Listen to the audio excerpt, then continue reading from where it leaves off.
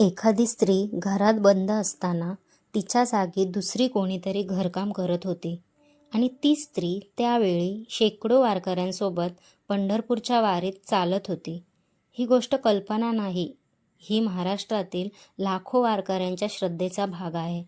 आज मी तुम्हाला सांगणार आहे विठ्ठलाने स्वतः आपल्या भक्तीसाठी केलेल्या चमत्काराची गोष्ट, संत सखुबाईंची कथा.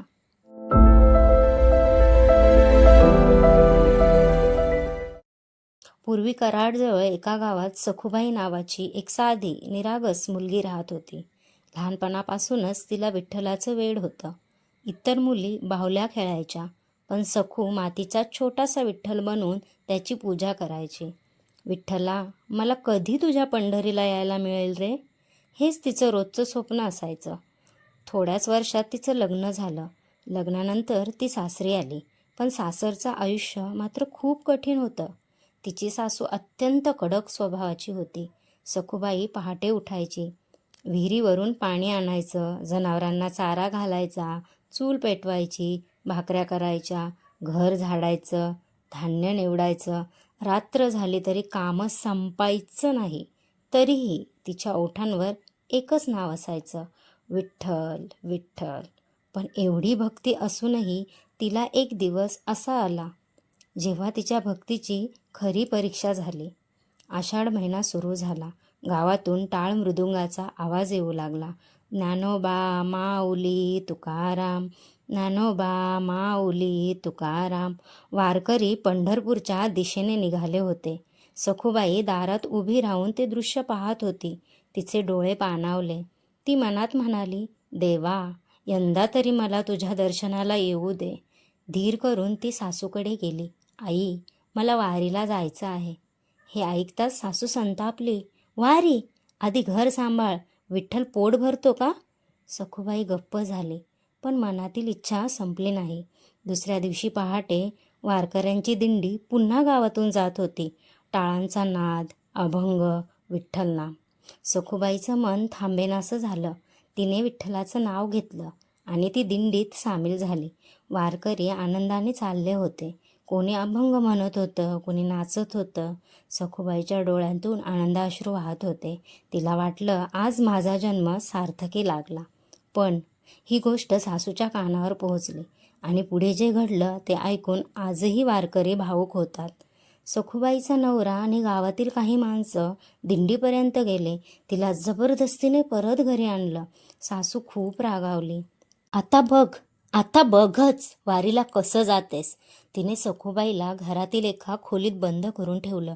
दाराला कुलूप लावलं, बाहेरून कडी घातली आणि म्हणाली, आता बघ तुला विठ्ठल तुला कसा सोडवतो.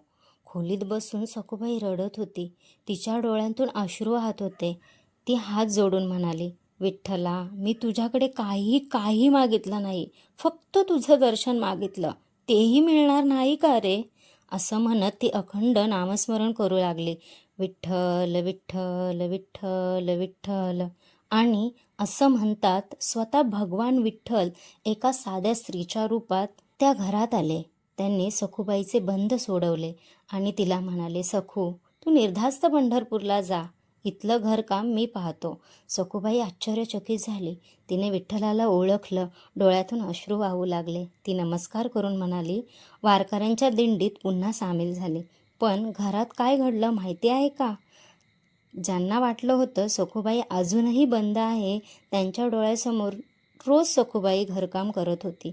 सासूने दार उघडलं तर सखुबाई काम करत होती. ती पाणी भरत होती, स्वयंपाक करत होती, घर झाडत होती, सगळ्यांशी प्रेमाने बोलत होती. सासूला वाटलं, ही तर बदलली. अनेक दिवस असेच गेले. कोणाला काहीच कळलं नाही. ती घरात काम करणारी सखुबाई नव्हतीच, तो स्वतः पांडुरंग होता.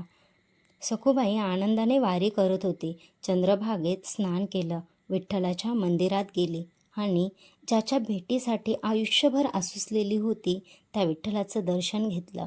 कथा परंपरेनुसार त्या दिव्य भेटीनंतर ती विठ्ठलाच्या चरणी पूर्णपणे लीन झाली.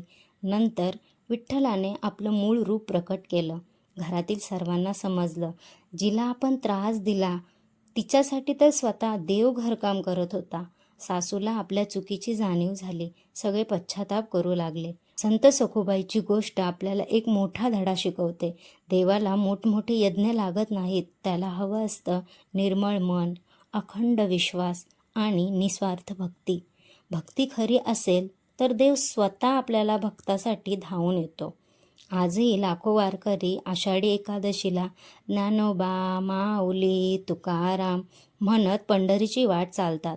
कारण त्यांना खात्री असते विठ्ठल आजही आपल्या भक्तांची वाट पाहत विटेवर उभा आहे. आजची ही सुंदर रांगोळी ही पांडुरंग या पवित्र नामाला समर्पित आहे. काळ्या पार्श्वभूमीवर उजळून दिसणारं पांडुरंग हे नाव आणि त्यामागचं तेजस्वी टिळ्याचं प्रतीक आपल्याला एकच संदेश देतं, नामातच परमशांती आहे. जर तुम्हालाही विठ्ठलावर श्रद्धा असेल तर कमेंटमध्ये एकदा नक्की लिहा रामकृष्ण हरी किंवा विठ्ठल विठ्ठल जय हरी विठ्ठल, विठ्ठल विठ्ठल जय हरी विठ्ठल. व्हिडिओ आवडला असेल तर लाईक करा, शेअर करा आणि अशाच माझ्या संस्कारमय गोष्टींसाठी चॅनलला नक्की सबस्क्राईब करा. नमस्कार.